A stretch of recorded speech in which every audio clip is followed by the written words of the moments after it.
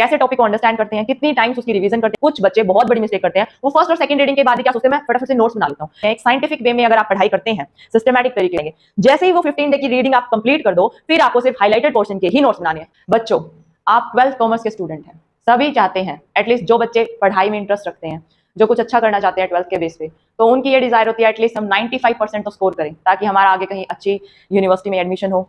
तो 12th class बहुत ही crucial है, उसके मार्क्स जो है काफी क्रूशियल है, आपके करियर को इसको डिसाइड करते हैं। तो आज मैं लेकर आई हूँ एक full proof strategy to score 95% in your 12th board exams.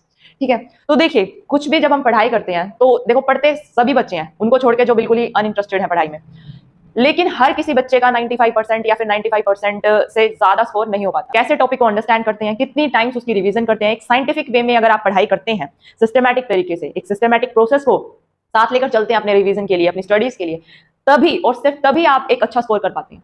तो मैं आज आपके साथ शेयर करूंगी एक फुल प्रूफ रिवीजन प्लान, जिससे आप इजिली विदाउट एनी हेडेक बहुत स्मूथ मैनर में 95% स्कोर कर पाएंगे।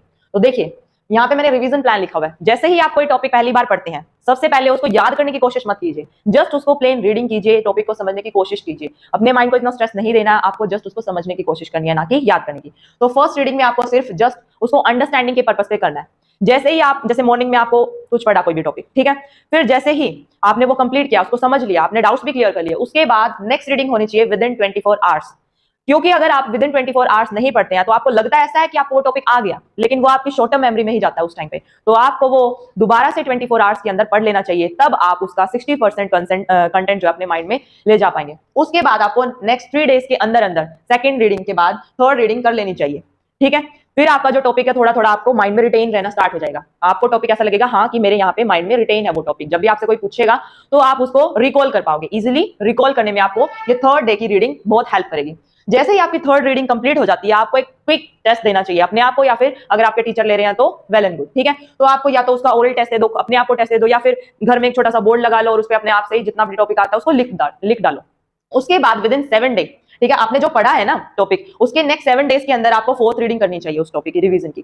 ठीक है, ऐसे जैसे जैसे आप रीडिंग पे पढ़ते जाओगे, first reading, second reading, fourth reading, ये जो आपका टॉपिक है, जो भी आपका कॉन्सेप्ट है, वो आपकी लॉन्ग टर्म मेमोरी में शिफ्ट होना स्टार्ट हो जाएगा। ठीक है, ये काफी साइंटिफिक चीज है, आप इसको टेक्निक भी ये एक बहुत अच्छी टेक्निक है 3-7-15 की। ठीक है, 7 डे की रीडिंग, फिर उसके बाद 15 डे अगर आप इसको रीड कर लोगे, जस्ट आपको इतना ज्यादा रीड नहीं करना पड़ेगा, आपको फिर इंपॉर्टेंट कॉन्सेप्ट का पता चल जाएगा। जो भी मैं पूरा पढ़ रही हूँ उसमें से इंपॉर्टेंट क्या है उसको मार्क करते जाओ साथ साथ। ठीक है, फिर जब आप 15 डे की रीडिंग कर लोगे, फिर वो कंसेप्ट आपके माइंड से कभी नहीं जाएगा और जस्ट आपको एग्जाम के टाइम पे उसको रिकॉल आसानी से हो जाएगा वो। ठीक है, तो ये था रीडिंग प्लान। उसके साथ साथ आपको रीडिंग किस तरीके से करनी है कि आपको कई बार क्या होता है, आपका कंटेंट इतना ज्यादा होता है, सिलेबस काफी वाइड है कॉमर्स स्टूडेंट का, जैसे अकाउंट्स की भी 2 बुक्स हैं, इकोनॉमिक्स की भी 2 बुक्स हैं, ठीक है, बिजनेस की थोड़ी कम सिलेबस है। ओवरऑल अगर हम देखें तो काफी लेंथी सिलेबस है। तो कई बार बच्चे, देखो मोस्टली कोशिश यही करते हैं अच्छे बच्चे कि वो नोट्स बनाएं, लेकिन मैं क्या प्रेफर करती हूँ, अगर आप बहुत अच्छे से रीड कर लेते हो ना, तो आपको नोट्स भी बनाने की जरूरत नहीं होती, अपने कॉपी में ही आपके नोट्स बन जाते हैं।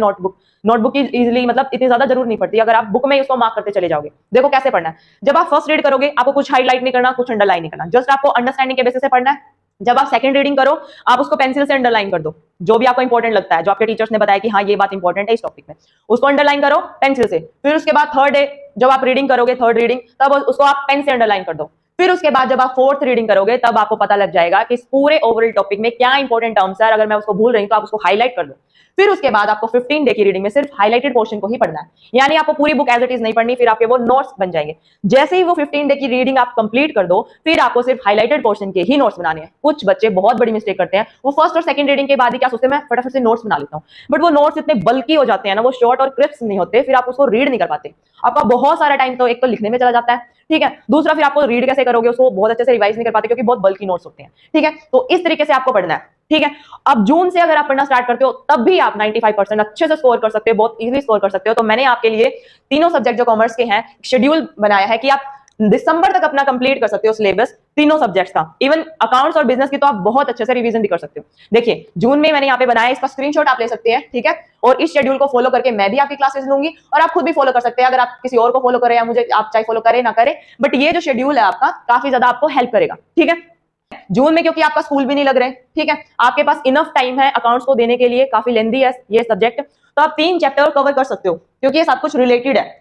पार्टनरशिप में सारे चैप्टर रिलेटेड, अगर आप फर्स्ट चैप्टर अच्छे से कर लेते हो आपका सेकंड अच्छे से हो जाता है, फिर थर्ड ऐसे ही करके आपके सो ऑन कंप्लीट हो जाता है। तो 3 चैप्टर्स हम करेंगे। ऐसे ही माइक्रो इकोनॉमिक्स मैंने पहले उठाया क्योंकि काफी इंटरेस्टिंग है ये। आपको स्टार्टिंग से ही इंडियन इकोनॉमी अगर उठाओगे उसमें बहुत सारे फैक्ट है, फैक्चुअल इन्फॉर्मेशन थोड़ा लर्न करना हेडेक ही बन जाता है, तो काफी इंटरेस्टिंग है मैक्रो इकोनॉमिक्स, तो उसको करेंगे हम 3 चैप्टर्स जून में। ऐसे ही 3 चैप्टर हम बिजनेस स्टडी के करेंगे और साथ साथ हम रिवीजन और टेस्ट एटलीस्ट 1 और 2 रिवीजन, ठीक है। तो जैसे जून में आपने ये कर दिया वॉल्यूम 1 के आपने, सेकंड के आपने 3 चैप्टर्स कर लिए अकाउंट्स में, फिर उसके बाद मैक्रो इकोनॉमिक्स के आपने 3 चैप्टर्स कर लिए, और ऐसे ही बिजनेस स्टडी के साथ साथ हमको क्या करना है, रिवीजन और टेस्ट करते जाना है ताकि आपका माइंड में लॉन्ग टर्म मेमोरी में शिफ्ट होता रहे, ठीक है। फिर हम उसके बाद जुलाई में जंप करेंगे चैप्टर 4 और 5 पे, काफी बड़े चैप्टर्स हैं ये भी, और साथ ही में हम रिवीजन और टेस्ट करते जाएंगे। यहाँ पे हम 3 चैप्टर्स करेंगे। देखो मैंने यहाँ पे इकोनॉमिक्स तो थोड़ा ज्यादा सिलेबस लिया है, देखो क्योंकि इकोनॉमिक्स की 2 वॉल्यूम है और बहुत सारे चैप्टर्स हैं, इसलिए थोड़ा सा हमें ज्यादा करना पड़ेगा। लेकिन जैसे हम यहाँ ज्यादा करें यहाँ हम कम भी कर रहे हैं, ठीक है। बिजनेस स्टडी के काफी कम चैप्टर्स मैंने लिए हैं, यहाँ पे 3 चैप्टर्स लिए हैं, तो आप ऐसे बैलेंस कर सकते हो। ऐसे ही मैंने अकाउंट्स के 2 चैप्टर लिए हैं मोस्टली, तो ओवरऑल आपका एक बहुत अच्छा